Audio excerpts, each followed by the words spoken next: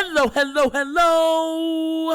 You are tuning into another episode of The Wunderkind Show. Today's topic, Lamar Jackson is interviewing Lamar Jackson. Hey,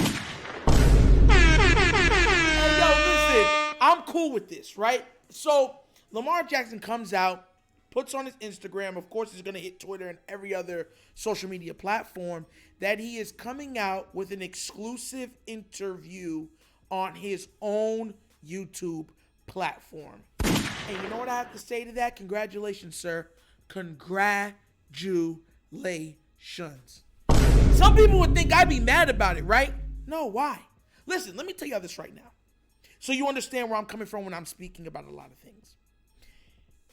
I would love to have an interview with Lamar Demetrius Jackson on this platform. Make no mistake about it. I would love it. And I know you guys would love it too. But I'm happy that this young man is taking his own image into his own hands. And what I mean by that is he is monetizing every facet of his image. And let me tell you this right now. The only people mad about this is the media. Oh, Lamar. Why couldn't it be Ian Rappaport? Shefty would have loved to have done it. Stephen A. Skip Bayless. Yeah, right. Like, look, this man says he wants to own. He wants to have leverage. That's his intrinsic right. You understand? Like, that's the problem with some people, right? They want to control somebody. He's his own person. Some people do not like doing things the regular or conventional way. And there's nothing wrong with that. Some people don't like taking the regular route. Some people like taking the scenic route. That's life. So am I mad that he wants to cover himself and that he will answer the question or whatever on his own platform? No. Because we know, right, that if this was, let's say, First Take, that would be their highest watched episode all year long. If it was Undisputed with having an interview with Lamar Jackson, it would be their highest rated show all year long. If it was the Colin Cowherd show, The Herd, it would be his highest rated show from all year long. So let's not act like he doesn't have a gravity about himself. People are mad because they can no longer use him. Because look, all this time, we know it, I know it, any creator knows it, anybody on Twitter, Facebook, Reddit, anywhere where your media is taken in, right? We all know that Lamar Jackson's name is a hot button topic easily. Oh. There's people right now that open spaces on Twitter just to put his name on there just because they know people are going to run and flock to it as soon as his name is mentioned. Why would you be mad that he wants to take control of his own name, much less his own image? There's nothing wrong with that. And let me tell you this right now, right? It's going to be some bombshells in that one. I'm telling you it's going to be. Because if he's candid and open, right, it's going to put the Ravens on the hot seat. And you know why I want him to? Let me tell you why I want him to put the Ravens on the hot seat. Let me tell you why. Because I was watching Undisputed today. And Skip Bayless, he's someone that's he's on Team Lamar, but he's hard on Lamar because he feels like, look, he just wants the best for him, that's fine, whatever. But he could be a little hard on him at times, saying, look, it's better to do it this way because it's less headache. You understand where I'm coming from? I have no problem with that. But today he was saying something. He was saying you can't attack on Twitter. I think it was Schefter, if I'm not mistaken. And Lamar, put that's cap, and everyone's saying, well, he attacked Schefter online, and that would attack Schefter's, credibility or whatever else it is. I'm pretty sure it's Shefty. And Skip says something that was absolutely golden. And what I mean by that is he opened everybody's eyes up behind the curtain, because he said that He's connected. Shefty is very connected. He is connected to every front office in the entire NFL. And much less being that he's connected, he's highly respected. That would state to mean that all the information that he put out there was what he was either shown or told. And the only places he could have got it from is the Ravens or the NFLPA. And the NFLPA, coming to find out, didn't have the hard work process of the deal at first. It was just Lamar and EDC, and we already know Lamar did not leak it to him. So that leaves the Ravens. This is such a messy situation because what you're starting to see is people take sides, right? And as a fan base, you never want to be divided, right? You never want to be divided. But the division is not the player's fault. You understand where I'm coming from? It's not his fault. Let me tell y'all this right now. If me and you are talking and you tell me, hey, Nitro, listen, we're going to work out something. It's between me and you, just me and you. I don't want no one knowing. All right? I'm like, all right, whatever. I've been doing this a while. No matter what I've done, nothing's ever leaked from where I'm at. So everybody knows I'm on the up and up. But things start leaking out of it. Even before the NFLPA started playing a major hand or whatever else, things are leaking out. It's just me and you. I'm not telling nobody. Because like I told you already, Lamar's already stated that his mom does not do the negotiations. He does. So for everyone saying that his mom's working out the deal, you're lying and you're spreading lies. First and foremost. But it's just him. It's just those two. So then that means you're the one leaking information. I don't want to hear, from my angle, it could be you leaking information. No. You know why? Because my angle has been legit from the beginning. Everything I've ever said is built on the standard of I do not lie, I do not corrupt, I do not spread falsehoods throughout the media. Even if it's for my gain, I don't do it. I set a precedent on the image in which I pertain to. You understand? So that means everything that's coming out is coming from the Ravens. That's not good. And Lamar has stayed quiet for most of the time. The only time he has spoken out is to say, look, guys, I hear everybody's kind of on their hands about me doing such. This is what's going on. This is what's happening. Just let everybody else know. No big deal. I still want to be a Raven, blah, blah, blah, blah, blah. And, go Ravens. Boom. That's it. How dare he speak? How dare this man have a voice? If it wasn't for football, he would have nothing. Nothing.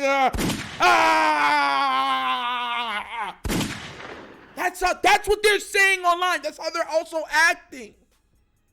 This is a young man that, without any doing of his own, has created probably the biggest platform, singular platform in the entire NFL. He is known throughout multiple sports rooms because his name causes instant talking. You understand? It's a conversation starter immediately. And people are flagrant in using that name when they have no other thing to use because they're also looking for his name to start a fire, meaning to garner views, to garner your eyes, to garner your attention, and they know it works. I want everyone to understand this, right? Lamar Jackson has NBA player popularity. That's very uncommon for an NFL player. You have to understand what I mean when I say this. Patrick Mahomes has all the accolades. The only thing you're going to see from him really is a State Farm commercial. That's it. Once the Super Bowl's done, once the offseason's done, you don't really hear his name. Oh, yeah, okay. Yeah, he plays great, you know what I'm saying? You hear him during the regular season, oh, yeah, you know what I'm saying? He played good, great, you know what I'm saying? Great QB. For exciting as he is, he doesn't garner the attention. And I don't want anybody saying the only reason why Lamar Jackson is garnering attention is off of negativity. No, because when you looked at it from his rookie year, he was a lightning rod. His MVP year, he became unstoppable. And the very next year and the year after, it was the same thing. So that's before all of the problems with the contract. So do not go down that road to try to dispute the point in which I'm trying to make.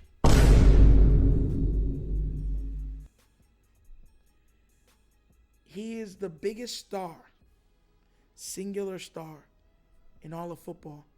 And every player knows it. The NFL knows it. Right now, if you said, you took a picture of Patrick Mahomes, you took a picture of Josh Allen, took a picture of Joe Burrow, took a picture of Justin Herbert, took a picture of Lamar Jackson, you put them all out, and you went throughout the entire world and you said, who are these 5 guys? More people would notice and know who Lamar Jackson is. Because his image transcends the NFL bubble.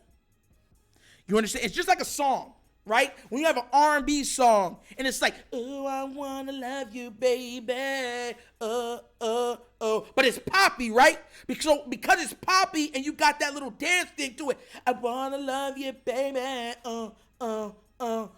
Now it's a pop hit, right? Now it's out of the bubble of being just R&B and it's throughout the entire world. Now it's a world hit. You're no longer on the R&B charts. You're on the world pop charts. You understand where I'm coming from? That's him personified. Ask yourself this question.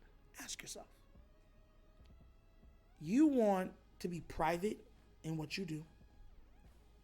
You want full control of your image, your likeness, your name. Right? How would you handle it if every single day people had your name in their mouth? And not even saying, oh, he's great, whatever, negatively. Just negativity. Spewing hot poison everywhere when it comes to your name. Tell me how you would handle it. How would you cope? How would you get through the day? Most people, if someone says something mean to them online, they go into a shell. They say they're depressed. It's hard for them to make it through the day. Imagine it being on every channel, multiple channels, on rewind, day in, day out. Even when you don't say stuff during NBA games, you're trending. All for negativity. We've already seen what it can do to young people, right? Because you've seen Disney stars. They can't take the heat. They can't take the image. They can't take all the lights in their face. So they turn to whatever it is to help them cope with the situation. This man is happier. As happy as a pig in mud. Just smiling. Keeps good. Treats people great. Respectful. I think that's the problem also. I think people are mad that they can't break him. I want to reiterate that. I think, you know what, I want to make sure I say that with my chest. Hold on. Because listen, you can see it right here. I'm solid as a rock. Don't let it fool you. Don't let that smile fool you. Let me say it with my chest when I say this. I think a lot of people are mad because Lamar Jackson is not intimidated by the system. The system has successfully broken multiple players by having things that they do, right? Let's say in their personal lives, family problem, family drama, and being able to use those things or weaponize that information against those players. Because Lamar Jackson's team, because his family's been so close, so tightly knit, they haven't been able to get anything. They haven't been able to throw him under the bus. The only thing that's been able to come into question is his play or lack thereof. And I think it makes a lot of people uneasy.